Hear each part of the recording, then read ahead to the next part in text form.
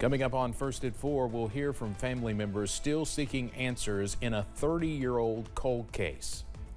Plus, President Biden meets with Israeli Prime Minister Benjamin Netanyahu as negotiations surrounding a ceasefire in Gaza and a hostage release deal continue.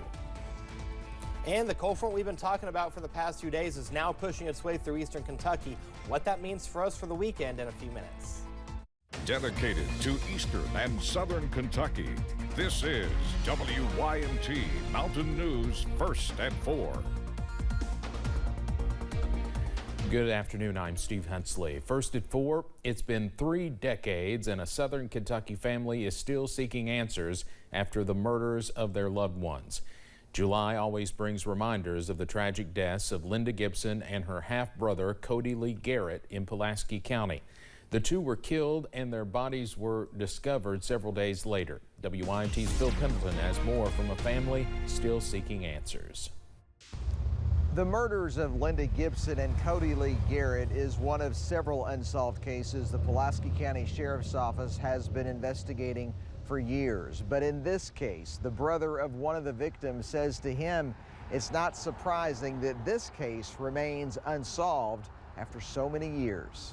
I knew it would be kind of swept under the rug, as to say, you know. Clayton Gibson was 18 when his sister and her half-brother were killed. They were last seen walking on Bourne Avenue July 3rd, 1994, when their bodies were discovered on July 7th of that year at what is now the Village Green subdivision. Gibson said he's done his own investigating over the years and says he believes his sister knew too much about certain individuals and says they killed her over it.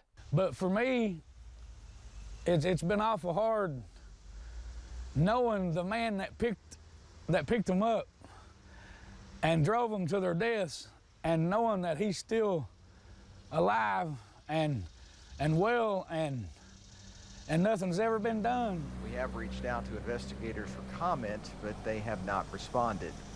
Along with the Pulaski County Sheriff's Office, Somerset Police, and even the FBI have been called in to assist, but they have not been able to get enough information to make an arrest. In Pulaski County, Phil Pendleton, now back to you. Police have said that Linda Gibson was the primary target of the killer or killers, but that the 4-year-old was also murdered because he was old enough to remember the suspects. After days of speculation over whether or not Governor Andy Beshear might be the Democrats' choice for vice president, he fielded some questions about it this afternoon. During his Team Kentucky update, the governor said he was flattered to be considered and he'll, quote, do everything he can between now and Election Day to make sure the vice president becomes our next president. Reporters then asked Beshear a slew of questions about the VP speculation as well as global and national issues. The governor has previously said he had no interest in a national office. So what's changed? Again, the only way that I would consider accepting anything else is if I believe that I can help this state and this country more in a different way. Listen, any change, it would admittedly be disruptive on my family. But if we can help the United States of America get to a better place, well, that's better for my kids too. A source familiar with the process confirmed that Beshear is being vetted for VP, but he would not budge today when reporters asked him to confirm that. Well, for the most part, we're seeing partly to mostly cloudy skies out there. There's one lone thunderstorm being picked up across the viewing area, and let's go ahead and take a look at that right now. On live Pinpoint Doppler, we'll go ahead and pinpoint Logan County right now.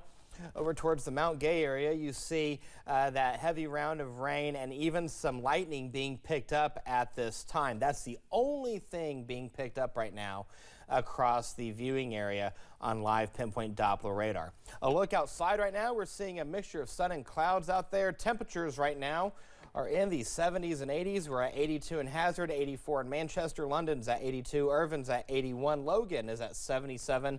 A couple of degrees warmer in Pikeville at 79. Wise. Good afternoon to you guys. You're at 75 degrees now. As we help you plan the next 12 hours, we'll hover right around 84, 85 degrees. By the time you join us tonight at 11, we'll hover around 77. By 5 a.m., we'll be around 71 degrees with partly cloudy skies. Now, when you wake up in the morning, we'll see temperatures in the mid-60s, upper 60s towards Harlan, low 60s towards Jackson and Prestonsburg. I'll have your complete first alert forecast coming up in a few minutes. Steve. All right, Eric, thank you very much. Israeli Prime Minister Benjamin Netanyahu is in the United States for the first time since President Biden took office. The two men met face-to-face at the White House this afternoon to discuss the war in Gaza. Netanyahu is also planning to meet with possibly the next president of the United States.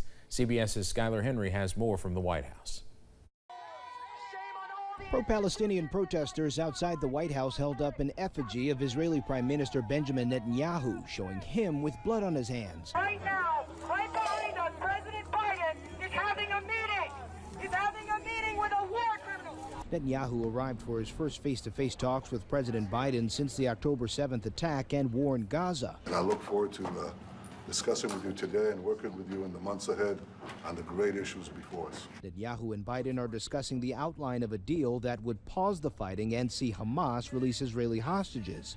There are gaps that remain, and our team continues to work with our counterparts in the region to see if we can't close those gaps. The two men also met with family members of American citizens still being held hostage in Gaza. With President Biden's time in the White House nearing an end, Prime Minister Netanyahu is covering his bases, meeting with the Republican presidential nominee and the likely Democratic nominee. Vice President Harris was not on hand for Netanyahu's address to Congress Wednesday, but she returned from the campaign trail Thursday to meet with him. She's been a full partner in our policies in the Middle East, particularly with our policies towards Israel and the war in Gaza. Former President Trump said Israel should wrap up the war quickly because of the bad publicity. Got to get this done fast because the world is not taking lightly to it. It's really incredible. You know, October 7th would have never happened if I was president. Netanyahu is going to Mar-a-Lago on Friday for a meeting with Trump. Skylar Henry, CBS News, the White House.